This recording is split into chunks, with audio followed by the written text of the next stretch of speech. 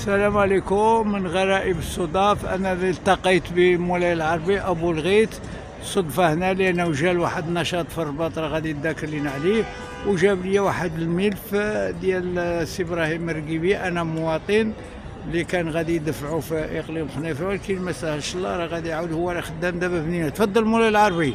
السلام عليكم ورحمة الله تعالى وبركاته. شكرا أستاذ بن خدام، وفرصة سعيدة هذه اللي تلاقيتك باش غادي نعطيك الملف ديال الأستاذ إبراهيم الرقيبي ديال جمعية الائتلاف كان غيدفعوا في خنيفرة. للأسف ما توفقش، وأصريت باش نعطي لك من يدي ليدك، وجيت من الدار البيضاء للرباط، لأن جيت أولا باش غادي نوجدوا واحد التحضير المهرجان العالمي لإبداعات السلام، غيكون النسخة ديال الأولى هنا بمدينة الرباط، واللي تشارك فيه عدة دول عربية وإفريقية.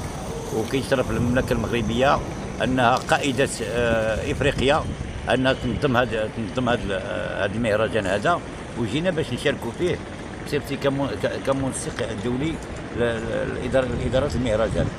وكنشكركم جزيل الشكر والتقدير على الحفاوة ديالكم وحسن الاستقبال. والان لان خرجت من خنيفره مع شي 4 الصباح من مكناس جيت لهنايا للرباط، ومن الرباط سالينا مع شي 6 ديال العشيه، وعاود من هنا مشيت حتى المحمديه، من المحمديه رجعت للدار البيضاء، ومن الدار البيضاء في الرباط. والان غادي نمشي الطريق ديالي ان شاء الله الرحمن الرحيم من مدينه طنجه للقاء فعاليات جمعويه ومدنيه. وشكرا جزيلا لكم استاذ بن خدام، وشكرا وبارك الله فيكم، وتحياتي للجميع. مولاي العربي فاعل جمعوي، أستاذ ديالنا، معكم مخدم مبارك من الجمعية الجهوية للمسنين، واللي كنقدموا خدمات. ومولاي العربي راه هنا الإشارة، وعنده خبرة ديال تقريبا 30 سنة أو 25 على الأقل في العمل الجمعوي. شكرا على التضحيات ديالو، دائما موجود معنا داخل الوطن وخارج الوطن. شكرا بارك الله فيك.